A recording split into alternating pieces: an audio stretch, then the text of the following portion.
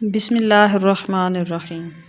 अस्सलामुअलैकुम नाज़रीन, कामयाब होने के लिए और कामयाबी को कंटिन्यू करने के लिए मोटिवेशन की इतनी ज़रूरत नहीं होती, बल्कि ज़रूरत इस बात की है कि आपके अंदर जज्बा होना चाहिए, आपके अंदर मुस्तकिल मजाजी होनी चाहिए, आपके अंदर अपने ख्वाबों को पूरा करने का हौसला होना चाहिए।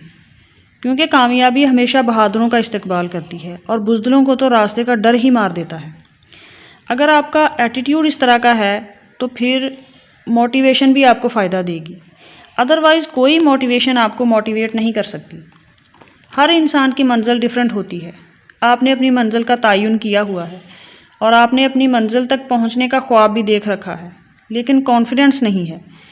कभी आपको लगता है कि मैं कर सकता हूं, कभी लगता है मैं नहीं कर पाऊंगा, ये रुकावट आ सकती है, वो रुकावट आ सकती है, मैं शायद इस पॉइंट से आगे ना चल सकूं।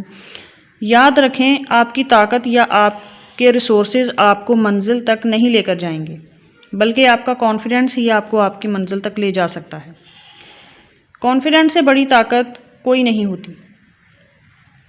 ये तो आप सब जानते हैं कि शेर जंगल का बादशाह होता है, लेकिन क्या आप जानते हैं कि शेर को जंगल का बादशाह किसने बनाया? जंगल में हज़ारों जानवर और भी होते हैं जिनमें बहुत क्वालिटीज़ होती हैं जो कि शेर में नहीं हैं, लेकिन फिर भी शेर जंगल का बादशाह होता है। शेर में ऐसी क्या बात है, क्या क्वालिटी है जिसकी वजह से वो जंगल का बादशाह बना हुआ है? हालांकि शेर से कहीं ज़्यादा ताकत हाथी में होती है, और लोमड़ी शेर से कहीं ज़्यादा होशियार और चालाक होती है, और ज़राफ़ा शेर से कितना बड़ा होता है, और शेर से कहीं ज़्यादा तेज़ रफ्तार चीते की होती है। ना तो शेर सबसे भारी है, और ना ही शेर सबसे ऊंचा है, और ना ही सबसे फुर्तीला, और ना ही सबसे चालाक है, लेकिन फिर भी जंगल का बादशाह शेर होता है। जानते हैं क्यों? क्योंकि इसमें एक क्वालिटी ऐसी है जो किसी और में नहीं है। शेर का बिलीफ बड़ा स्ट्रांग होता है। शेर जंगल का बादशाह इसलिए है क्योंकि वो मानता है कि वो बादशाह है। वो अपने ऊपर कॉन्फिडेंस की वजह से ही जंगल का बादशाह बना हुआ है। वो खुद ये महसूस करता है कि मैं बादशाह हूँ। कॉन्फिडेंट होने के साथ साथ उसका एक एटीट्यूड भी होता है। उसका एटीट्यूड उसे बाकी जानवरों से मुमताज़ करता है। वो बादशाह की तरह जीना जानता है। वो अपनी मर्ज़ी का मालिक होता है। उसे कोई नहीं सिखाता कि शेर शिकार कैसे करेगा, क्या खाएगा, कैसे खाएगा, क्यों खाएगा। शेर अपने से 10 गुना ताकतवर हाथी को मार गिराता है।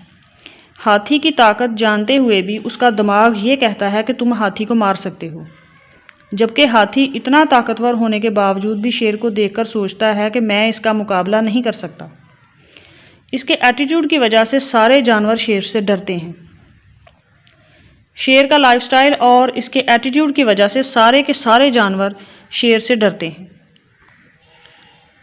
शेर की धाड़ इतनी खौफनाक और तेज़ होती है कि 5 किलोमीटर दूर तक जानवर डर जाते हैं, जबकि शेर निडर होता है और किसी से नहीं डरता।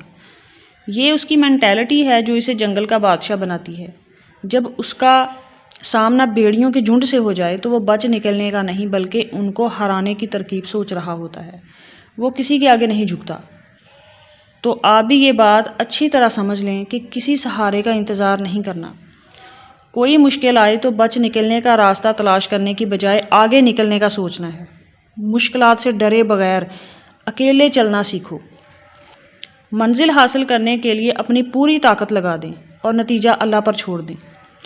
यकीनन अल्लाह पाक किसी की मेहनत को ज़ाया नहीं करता। पूरी कंसंट्रेशन और मुस्तकिल मजाजी से चलते रहें। ज़िंदगी के हर इम्तिहान का मुकाबला करें। आपका एटीट्यूड ऐसा होना चाहिए कि आपको हराने वाले और आपको कमज़ोर देखने की ख्वाहिश रखने वाले लोग आपसे खौफज़दा हो जाएं, बिल्कुल एक शेर की तरह।